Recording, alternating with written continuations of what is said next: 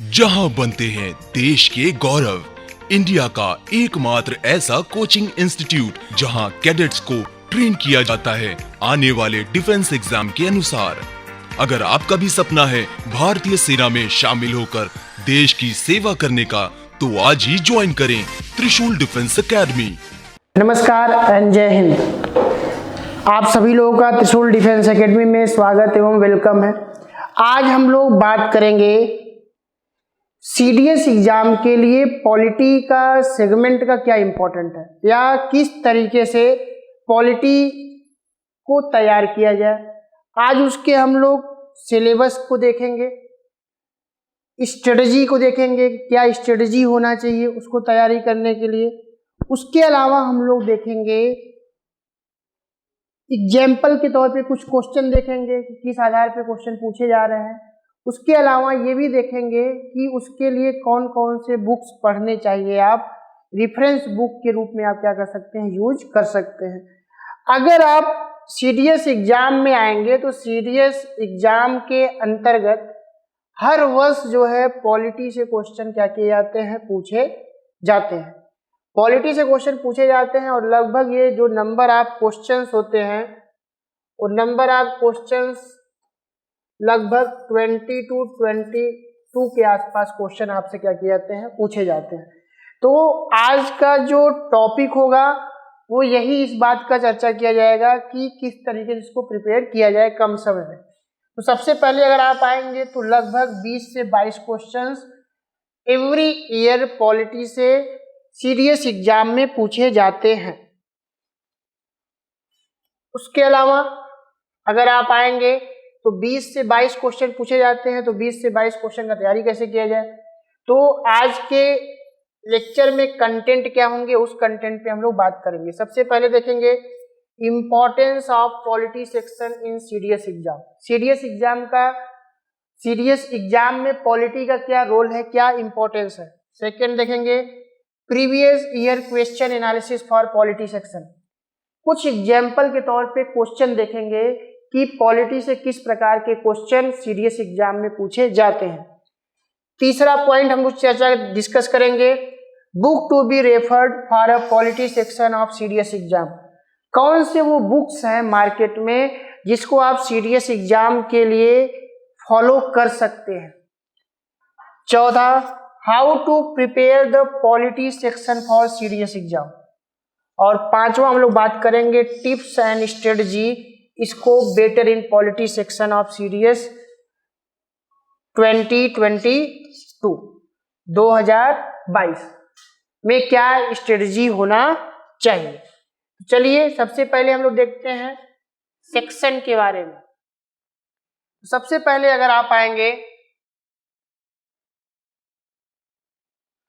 कि वो कौन कौन से टॉपिक्स हैं जो आपके एग्जाम के लिए क्या है, इंपॉर्टेंट है। तो सबसे पहले अगर आप इंडियन कॉन्स्टिट्यूशन में अगर आप आएंगे तो इसके जो सब टॉपिक्स हैं, सब टॉपिक्स में constituent assembly of India.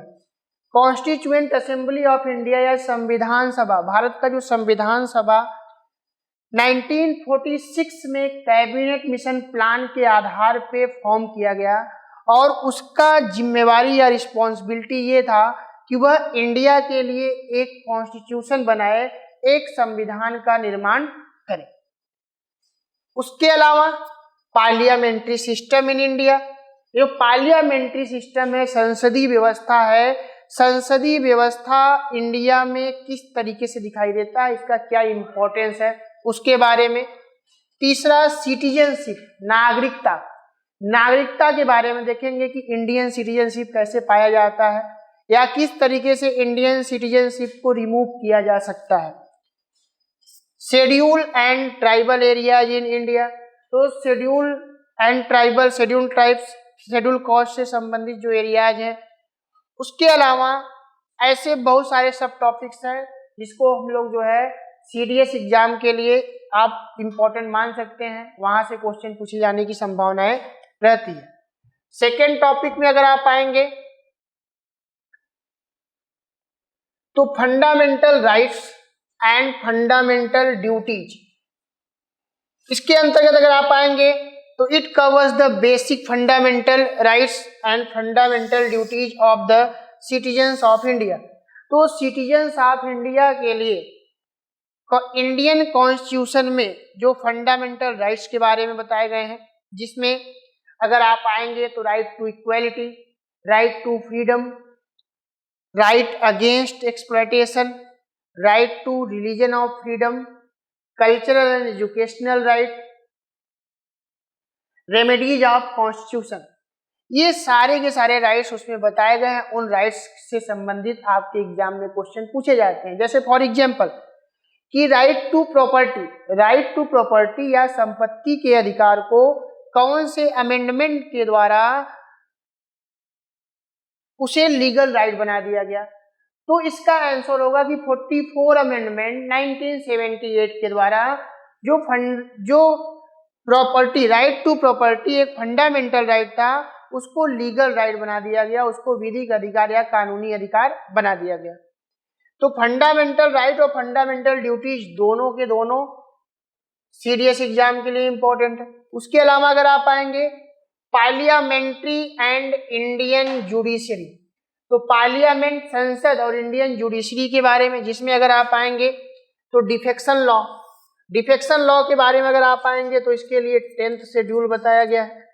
Supreme court of India, high court of India, subordinate courts in India and central administrative tribunal, ये सारे टॉपिक्स भी सीडीएस एग्जाम के लिए क्या है, बहुत इंपॉर्टेंट है। यहां से अक्सर क्वेश्चन आपके एग्जाम में पूछे जाते हैं। नेक्स्ट अगर आप आएंगे इंडियन जुडिशरी, जिसमें हम लोगों ने ऊपर टॉपिक को क्या किया, डिस्कस किया। फिर उसके बाद अगर आप आएंगे union and state executive, cabinet committees, union state relations, centre state relations and governor in the Indian constitution, तो गवर्नर के बारे में सेंटर और स्टेट के बीच क्या रिलेशन है, उस रिलेशन के दरमियान कौन कौन से पॉइंट्स सामने आते हैं, किस स्तर पे रिलेशन, फाइनेंशियल स्तर पे, लेजिस्लेचर के स्तर पे या एडमिनिस्ट्रेशन के लेवल पे, ये सभी लेवल पे टॉपिक्स इंडियन कॉन्स्टिट्यूशन में दिए गए हैं जो आपके एग्जाम के लिए क्या है, इंपॉर्टेंट है। उसके अलावा आप आगे बढ़ेंगे, most important topic constitutional and non constitutional bodies. तो constitutional and non constitutional bodies का मतलब ऐसा बॉडीज या ऐसा इंस्टीट्यूशन या ऐसी संस्थाएं जिनके बारे में कॉन्स्टिट्यूशन में प्रॉपरली मेंशन किया गया है, बताया गया है, वैसे बॉडीज को हम लोग बोलते हैं कॉन्स्टिट्यूशनल बॉडीज। और जिसके बारे में कॉन्स्टिट्यूशन में नहीं बताया गया है, मेंशन नहीं किया गया है, उसको बोलते हैं नॉन कॉन्स्टिट्यूशनल बॉडीज। जिसमें अगर आप आएंगे जैसे election commission of India, UPSC, union public service commission, attorney general of India, controller and auditor general, finance commission, intra state council, ये सारे के सारे इंस्टीट्यूशन या बॉडीज कैसे हैं, कॉन्स्टिट्यूशनल है, इनके बारे में कॉन्स्टिट्यूशन में प्रॉपरली बताया गया है। उसके अलावा जैसे planning commission, NDC, national development council, NITI Aayog, national women commission, national human rights commission, ये सारे के सारे संस्थाएं नॉन कॉन्स्टिट्यूशनल है, इनके बारे में कॉन्स्टिट्यूशन में नहीं बताया गया है, लेकिन इनसे संबंधित क्वेश्चन आपके एग्जाम में पूछे जाते हैं। तो मोस्ट इंपॉर्टेंट टॉपिक्स है सीडीएस एग्जाम के लिए।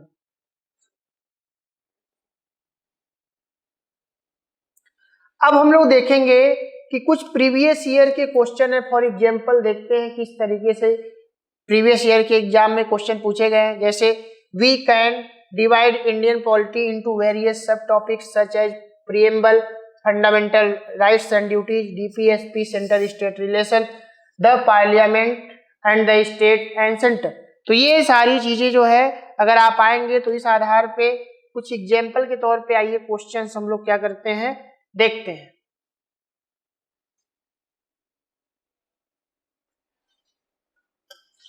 तो अगर एग्जाम्पल के तौर पे क्वेश्चन पे अगर आप आएंगे, which of the following is not related to the powers of the governor, इसमें दिए गए ऑप्शन में से पूछ रहा है कौन सा गवर्नर का पावर नहीं है, या कौन सा ऐसा पावर है जो गवर्नर के पास नहीं है या उसके पास नहीं दिया गया है उसको, जिसमें ऑप्शन दिया गया है एक, ऑप्शन एक कह रहा है diplomatic and military powers, option second बोल रहा है power to appoint advocate general, third number बोल रहा है summoning, proroguing and dissolving state legislature, fourth number power to grant pardons, reprieves, respites और रिमिशन ऑफ पनिशमेंट। तो ये नीचे के दोनों जो तीनों जो भी पावर्स है ये गवर्नर के पास है, लेकिन diplomatic and military power governor के पास नहीं है बल्कि प्रेसिडेंट के पास है, भारत के राष्ट्रपति के पास है। तो इस प्रकार अगर आप आएंगे तो इसका ऑप्शन कौन सा सही होगा, ऑप्शन वन, जो गवर्नर का पावर नहीं है, पावर किसका है, प्रेसिडेंट ऑफ इंडिया का पावर है। नेक्स्ट अगर आप आएंगे क्वेश्चन नंबर सेकंड कह रहा है which of the following is not required to be qualified for appointment as जज ऑफ द सुप्रीम कोर्ट। ये कह रहा है कि दिए गए चार ऑप्शन में से कौन सा ऑप्शन जज, सुप्रीम कोर्ट के जज बनने के लिए क्वालिफिकेशन में शामिल नहीं है। Option one, at least 5 year as a जज ऑफ अ हाई कोर्ट। तो अगर आप आएंगे तो सुप्रीम कोर्ट का जज बनने के लिए कम से कम वह 5 वर्षों तक हाई कोर्ट में जज के रूप में कार्य कर चुका हो। तो ये स्टेटमेंट सही है, यह उसके क्वालिफिकेशन में है, तो ये ऑप्शन होगा नहीं। नेक्स्ट अगर आप आएंगे option two, at least 10 year as an advocate of high court, ये भी क्वालिफिकेशन के अंतर्गत है, ये भी नहीं होगा option. Third option, in the opinion of the president a distinguished jurist, तो ये भी है, अगर वो राष्ट्रपति की नजर में कानूनी मामलों का जानकार है तो ऐसे मामलों में भी जो है सुप्रीम कोर्ट का जज के रूप में प्रेसिडेंट उसको अपॉइंट कर सकता है, तो ये भी नहीं होगा। Option four, at least 20 year as a sub judicial magistrate, ऐसा कोई क्वालिफिकेशन सुप्रीम कोर्ट के जज बनने के लिए नहीं बताया गया है, तो इस प्रकार ऑप्शन फोर क्या होगा, सही होगा। तो अगर सुप्रीम कोर्ट के जज बनने के क्वालिफिकेशन के स्तर पे अगर आप आएंगे तो इसमें ये बताया गया है कि वो सिटीजन ऑफ इंडिया हो, वह हाई कोर्ट में 5 वर्षों तक जज के रूप में कार्य कर चुका हो, उसके अलावा 10 वर्षों तक हाई कोर्ट में एडवोकेट के रूप में कार्य कर चुका हो, या राष्ट्रपति के नजर में सर्वोच्च क्वालिटी का कानून मामलों का जानकार हो, वैसा व्यक्ति सुप्रीम कोर्ट का जज अपॉइंट किया जा सकता है प्रेसिडेंट ऑफ इंडिया के द्वारा। तो ये फॉर एग्जाम्पल हम लोगों ने क्वेश्चन देखा कि इस तरीके से क्वेश्चन आपके एग्जाम में या सीरियस एग्जाम में पूछे जाते हैं। नेक्स्ट हम लोग देखेंगे कि कौन सा बुक है जिसको आप पॉलिटी के लिए प्रेफर कर सकते हैं, आप रीडिंग लगा सकते हैं। तो बुक के अंतर्गत अगर आप आएंगे, सबसे पहले आप आएंगे तो आपको क्लास 9 और क्लास 10 का आप एनसीईआरटी फॉलो कर सकते हैं, डेमोक्रेटिक पॉलिटिक्स। तो एनसीईआरटी 10 एंड 9, क्लास 9 और क्लास 10 का आप क्या कर सकते हैं, एनसीईआरटी रीड कर सकते हैं। और क्लास 9 और 10 का एनसीईआरटी पढ़ने में आपको 1 से 2 हफ्ते लगेंगे, इससे ज़्यादा नहीं लगेंगे। आप उस एनसीईआरटी के बुक को 1 बार 2 बार 3 बार आप बार रिपीट करके क्या करने, जल्दी से आप उसको रिवाइज करें। उसके अलावा दूसरा, एनसीईआरटी पढ़ने के बाद आप जो है क्लास 11 का एनसीईआरटी भी पढ़ लें। कुल मिला के 15 दिन के अंदर आपको 9, 10, 11 एनसीईआरटी फिनिश करके उसको अपना नोट्स प्रिपेयर कर लेना है। उसके अलावा अगर आप आएंगे तो एक पॉलिटिकल थ्योरी एनसीईआरटी का आता है, जिसमें ये बताया गया है कि सोशलिस्ट क्या होता है, कैपिटलिस्ट क्या होता है, ऑटोक्रेटिक क्या होता है, रिपब्लिक क्या होता है। तो उसमें वो थियरीज बताए गए हैं, डिफिनीशंस दिए गए छोटे छोटे, आप उसको भी थोड़ी जल्दी स्पीड में क्या कर सकते हैं, पढ़ सकते हैं। जो आपके लिए मेन बुक है वो है Laxmikanth, Indian polity by Laxmikanth. Laxmikanth का बुक पढ़िए आप। लक्ष्मीकांत का बुक बहुत ही इंपॉर्टेंट बुक है पॉलिटी के सेगमेंट के लिए।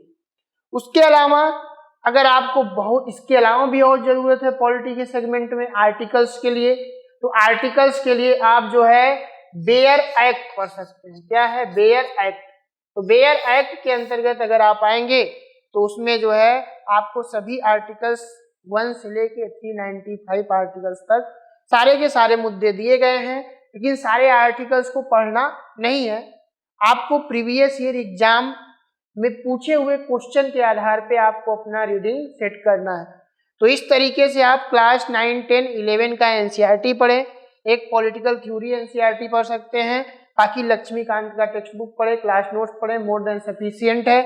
आपके एग्जाम में 20 से लेके 22 क्वेश्चन के आसपास हर वर्ष पूछे जा रहे हैं। नेक्स्ट हम लोग देखते हैं कि स्ट्रेटजी कैसा होना चाहिए। इसके लिए स्ट्रेटजी किस तरीके का अपनाना है आपको।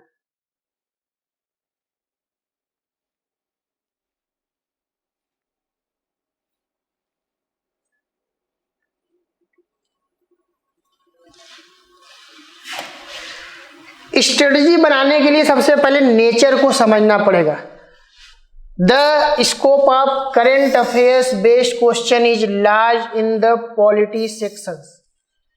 तो देखिए, जो पॉलिटी सेक्शन के अंतर्गत मैक्सिमम क्वेश्चन बनते हैं वो करंट अफेयर्स ओरिएंटेड होते हैं, करंट अफेयर्स से जोड़ के पूछा जाता है। तो आपको पढ़ना क्या है, लक्ष्मीकांत पढ़ लीजिए, पढ़ने के बाद जो एक जनरल फैक्ट्स है उसको दिमाग में बैठा लीजिए। फिर आपको ये ध्यान में रखना है न्यूज़पेपर के थ्रू कि अगर पार्लियामेंट में कोई अमेंडमेंट हो रहा है, पार्लियामेंट में कोई एक्ट बन रहा है, तो वो एक्ट को आप अपने पुराने नोट्स से क्या करें, कंपैरिजन करें, उसमें उसको ऐड करें, उसी से संबंधित क्वेश्चन आपके एग्जाम में क्या किए जाते हैं, पूछे जाते हैं। तो करंट अफेयर्स के लिए आप क्या कर सकते हैं, न्यूज़पेपर रीडिंग कर सकते हैं, या तो हिंदू रीडिंग कर सकते हैं, या आप इंडियन एक्सप्रेस क्या कर सकते हैं, रीडिंग लगा सकते हैं। अगर हिंदू टफ लग रहा है तो आप इंडियन एक्सप्रेस पढ़ें। इंडियन एक्सप्रेस हिंदू से कम नहीं है, आप इसको फॉलो कर सकते हैं। इंग्लिश न्यूज़पेपर है। उसके अलावा मार्केट में मैगजीन्स बहुत सारे अवेलेबल हैं। कोई एक मैगजीन्स आप उठा लीजिए। अगर न्यूज़पेपर डेली पढ़ रहे हैं तो आप वैसे भी करंट अफेयर्स के टच में बने रहेंगे। और मैगजीन क्या करता है कि पूरे के पूरे महीने के जो भी करंट अफेयर्स आपके एग्जाम के लिए इंपॉर्टेंट होते हैं उसको एक ही जगह कलेक्ट करके आपको अवेलेबल करा देता है। उसके अलावा polity is very factual, revising the subject is the key to success. कहने का मतलब कि पॉलिटी सब्जेक्ट का जो नेचर है वो बहुत ही फैक्चुअल है, फैक्चुअल बेस्ड क्वेश्चन पूछे जाते हैं। तो फैक्चुअल बेस्ड क्वेश्चन को याद करने के लिए या सॉल्व करने के लिए आपको उसके फैक्ट्स को बार बार क्या करना पड़ेगा, रिवाइज करना पड़ेगा।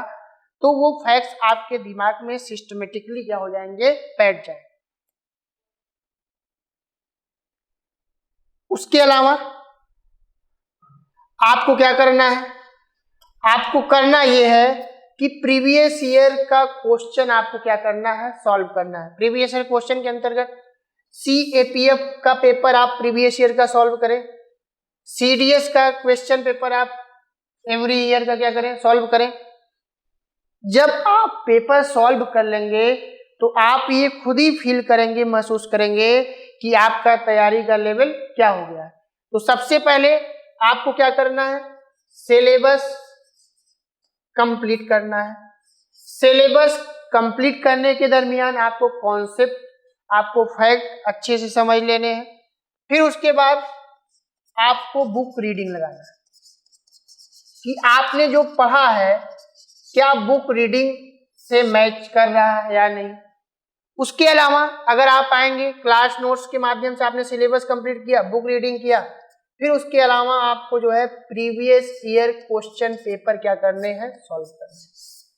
प्रीवियस ईयर क्वेश्चन पेपर में मल्टीपल चॉइस क्वेश्चन आपको प्रेफर करना है और जितना अधिक हो सके उतना मल्टीपल चॉइस क्वेश्चन सॉल्व करें। जितना अधिक मल्टीपल चॉइस क्वेश्चन सॉल्व करेंगे एग्जाम में आप उतना ही कंफर्टेबल फील करेंगे। कभी कभी तो ये होता है कि आप जो है जितना एमसीक्यू सॉल्व करते हैं तो कभी कभी एग्जाम में सीधे वही एमसीक्यू ही क्या कर देता है, उठा के पूछ देता है। तो आपको सिलेबस कंप्लीट करना है, बुक रीडिंग लगाना है, क्लास नोट्स रिवाइज करना है और previous year question paper solve करने हैं। तो आज की क्लास में हम लोगों ने देखा कि कैसे पॉलिटी को तैयार किया जाए, पॉलिटी के सिलेबस को डिस्कस किया, पॉलिटी के प्रीवियस ईयर क्वेश्चन को देखा एग्जाम्पल के तौर पे। उसके अलावा हम लोगों ने देखा कि आप जो है पॉलिटी के लिए कौन कौन से बुक्स फॉलो कर सकते हैं, जिसमें 9, 10, 11 का एनसीईआरटी, उसके अलावा लक्ष्मीकांत, और उसके अलावा अगर आपको आर्टिकल्स के स्तर पे प्रॉब्लम हो रहा है तो आप बेयर एक्ट के रूप में जो है बुक को प्रेफर कर सकते हैं। उसके अलावा सिलेबस को बार बार रिवाइज करना है, बुक रीडिंग लगाना है और previous year question paper solve करने हैं। बार बार चीज़ों को रिवाइज करना है, विश्वास मानिए एग्जाम में आप जाके अच्छा परफॉर्म करेंगे। तो थैंक यू एंड जय हिंद। जहां बनते हैं देश के गौरव, इंडिया का एकमात्र ऐसा कोचिंग इंस्टीट्यूट जहां कैडेट्स को ट्रेन किया जाता है आने वाले डिफेंस एग्जाम के अनुसार। अगर आपका भी सपना है भारतीय सेना में शामिल होकर देश की सेवा करने का, तो आज ही ज्वाइन करें त्रिशूल डिफेंस एकेडमी।